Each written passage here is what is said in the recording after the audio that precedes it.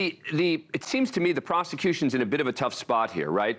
On the one hand, they want to say it's her fault, but they can't say, why are you blaming Alec Baldwin? Because they're going to charge Alec Baldwin later also with involuntary manslaughter. Oh, absolutely. That's going to be a problem for them. And of course, her defense is pointing directly at Alec Baldwin, pointing at the producer, pointing at the chaos on set. But what's going to happen for the prosecutors when we get to jury instructions? They're going to talk about how there can be more than one cause, that it doesn't just have to be one thing that happened, that it just has to be connected enough to suffice for that causal connection required under the law. So that's how prosecutors are going to skirt around that issue. Brian, I want to play a little bit more of the defense placing the blame on Alec Baldwin. I want to ask you if you think this is going to be effective. This is number 2. You're going to hear that Ms. Gutierrez-Reed specifically requested to train Mr. Baldwin in a cross-draw. You're also going to hear that he did not do that training. He did not set that training up. For whatever reason, Mr. Baldwin pulled it out, and it ends up being pointed right at Ms. Hutchins, the camera, and Mr. Souza. And you're going to hear again that Mr. Baldwin, one of the lead producers, head actor in the movie, who really controlled the set, you're going to hear that he violated some of the most basic gun safety rules you can ever learn.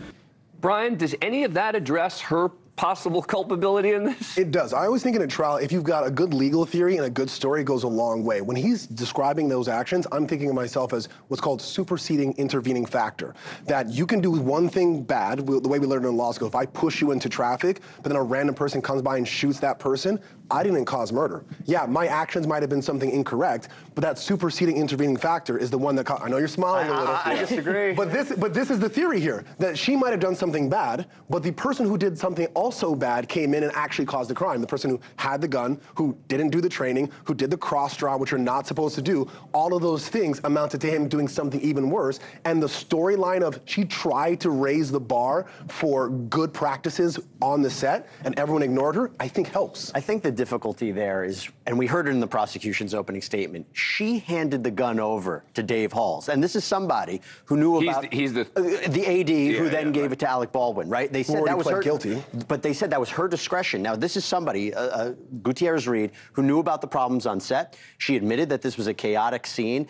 The dummy rounds are almost identical to real-life rounds. So given all that, that should have been a moment for her to take pause and say, maybe I shouldn't hand this gun over immediately. That's going to be tough for the defense there. But ultimately, she's the one who's responsible for the guns. I mean, if you ask me, like, putting aside everything else, who's more responsible here, right? Alec Baldwin or Hannah Gutierrez-Reed, regardless of whether either of them should have been charged. I'd say her. Yeah, because she's the one responsible, safety, for the guns. Maintenance, to look at the guns, to have the ammunition. He's handed a gun and said it's clear. Right. And so this speaks to what we were just talking about, that causation aspect. It's the direct and natural consequences of her actions. The prosecution intends to say she's the one who brought the live ammunition on the set and ultimately loaded the prop gun. So having an intervening cause, that's not a willful act. That's the key term. Because nobody's saying this is on purpose. Sabotage, which is not what they're alleging right now, that somebody jumped in and planted those bullets in the gun, or someone gave Alec Baldwin the gun. She was a part of that. So what about this question? If Alec Baldwin never does the improper cross draw, which he's not supposed to do, does anyone die? Well, she knew that the gun was being used for a rehearsal. She knew the gun was loaded. But you're not answering the question. If Alec Baldwin does not do the improper act of doing a cross draw. What does it mean, the improper act of the cross draw? So, the defense is arguing that that's what their argument. Oh, you're not supposed to do this and this. I mean, look, there's a whole debate in the actor community about exactly what the responsibility is of an actor in this kind of situation, right? About where he's supposed to. Alec Baldwin himself would say, of course I wouldn't pull the trigger because I'm not supposed to do that. That, I think, was a mistake when he did that interview.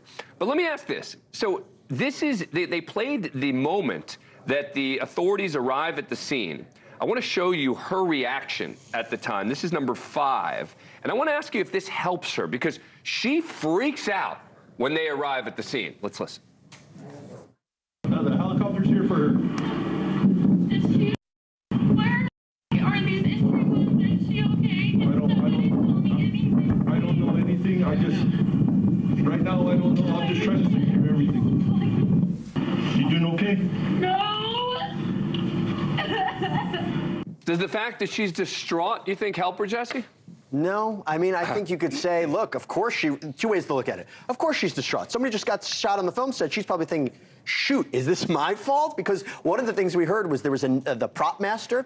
The defense said the first thing they did was try to get rid of the evidence. That's what the defense said. So I think people were in that position freaking out about what happened, but also wondering, is this my fault? A gun on the set was used and there was a live round in there. So I would imagine she's, of course, emotional. Thank you for watching. Go to newsnationnow.com to find NewsNation on your cable provider. And don't forget to click the red subscribe button below to get more of NewsNation's fact-driven, unbiased coverage.